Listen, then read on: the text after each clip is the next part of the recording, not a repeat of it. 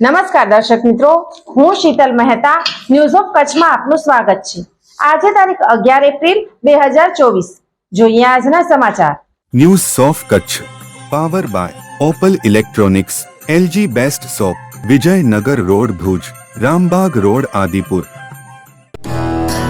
Power by KC jewellers, latest fashion ડિઝાઇનના ઓર્નામેન્ટ્સનો વિશ્વાસપાત્ર શોરૂમ, હોસ્પિટલ રોડ ભુજ।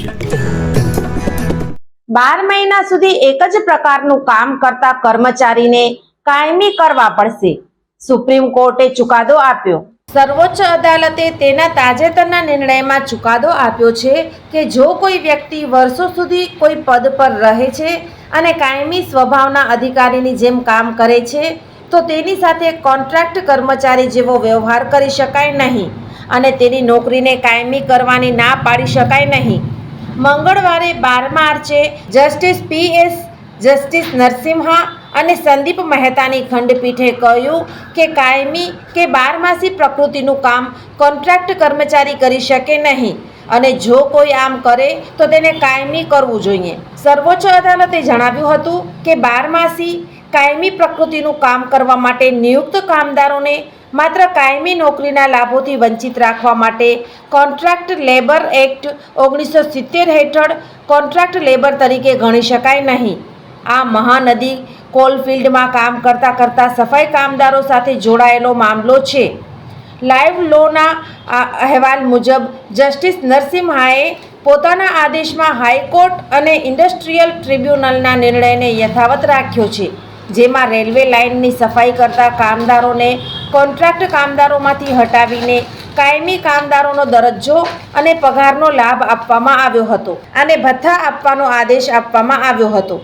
સર્વોચ્ચ અદાલતે આ હકીકતને રેખાંકિત કરી હતી કે રેલવે લાઇન પરની ગંદકી દૂર કરવાનું કામ માત્ર રૂટીન જ નહીં પણ 12માસી અને કાયમી સ્વભાવનું છે। કોર્ટે કહ્યું કે આ કારણોસર કોન્ટ્રાક્ટ પર પુનઃ સ્થાપિત કરાયેલા કર્મચારીઓને કાયમી કરવામાં આવે।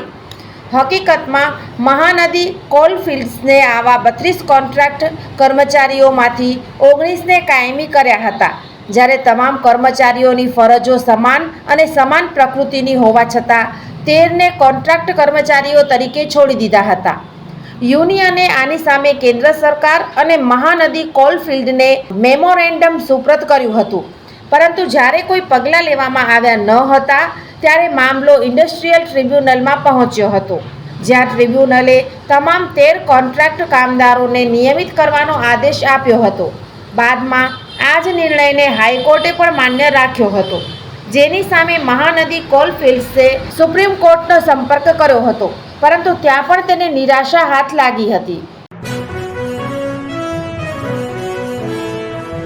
ભારતીય અંક જ્યોતિષ શાસ્ત્રના પ્રણેતા, ભારતના 8 વડાપ્રધાનોની આગાહી કરનાર જ્યોતિષી શંકર ગોર ઇન્દિરા ગાંધીના વિજય અને અપમૃત્યુની સચોટ આગાહી કરી, રાજીવ ગાંધીના પરાજય અને તેમના અપમૃત્યુની પણ સચોટ આગાહી કરી, અટલ બિહારી વાજપેયીના રાજીનામાની સચોટ આગાહી કરી, હાલના ભારતના વડાપ્રધાન નરેન્દ્ર મોદીની જીતની પણ સચોટ આગાહી કરી। વર્ષ 2012માં પણ નરેન્દ્ર મોદી માટે આગાહી કરી છે કે મોદીજી જીતની હેટ્રિક કરશે અને 2024માં પણ ચૂંટણી જીતશે। જ્યોતિષી શંકર ગોરની મંત્રજાપ, ગુરુના નંગ વગર સાચી સલાહ અને સચોટ ઉપાયથી 20,000થી વધુ લોકોને ફાયદો થયો। ઘર બેઠા સલાહ મેળવો। Mobile number 9909602928। ટીના હાઉસ, છઠ્ઠી બારી ring road, Bhanji street, Bhuj, Kutch. દર્શક મિત્રો, આ હતા આજના સમાચાર। આવતીકાલે ફરી મળીશું, ત્યાં સુધી મને રજા આપશો। નમસ્કાર।